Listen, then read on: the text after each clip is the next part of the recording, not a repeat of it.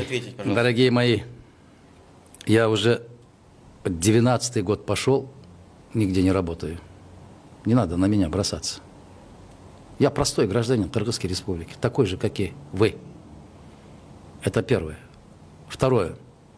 Несмотря на это, я в год, наверное, по 3-4 раза приезжаю. Я встречаюсь. Вы, наверное, первый раз видите меня. Вы не ходите на эти собрания.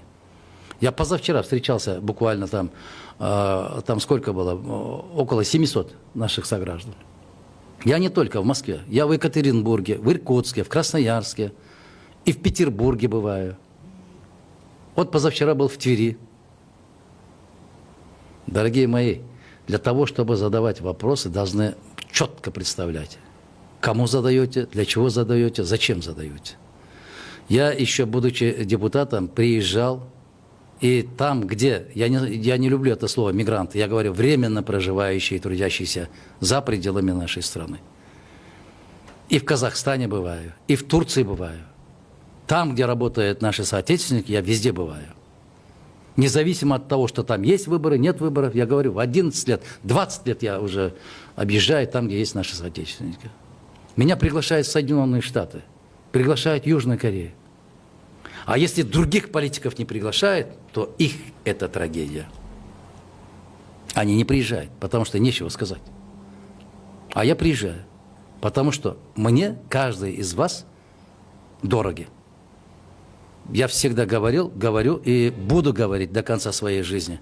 Истинное богатство любого государства – это не нефть, это не газ, это не золото, это не уголь. Это народ. Мы говорим, да, из Кыргызстана вывезли столько-то там миллионов долларов. А почему мы не говорим, что из Кыргызстана ежегодно 200-250 тысяч молодые люди, такие как вы, покидают страну? Вы – истинное богатство моего народа. Вы бесценный человек.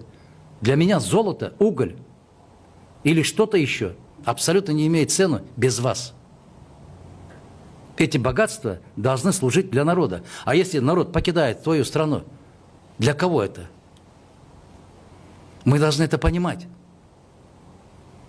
Если вам сказали, задай этот вопрос, это шаблонный вопрос, но ко мне не имеющий никакого отношения. Это первое. Второе. Несмотря на то, что я столько лет не работаю нигде, именно мои соотечественники обращались, которые оказались в Соль-Илецке. 870, сколько-то там человек, не помню сейчас. Я был вынужден обратиться к первому президенту Нурсултану Абишевичу Назарбаеву. Я вынужден обратиться. И в течение 2 суток я выражаю благодарность огромную Нурсултану Абишевичу. Да, этот вопрос решили. А они сколько находились там? А я кто? Ни депутат, ни министр, ни чиновник государственного масштаба. Но я приложил все усилия, чтобы решить этот вопрос. И счастлив, что этот вопрос решен. Кому-то нравится, не нравится, я буду этим делом заниматься. Не ради какой-то там политической выгоды, а ради блага моего народа. Я не могу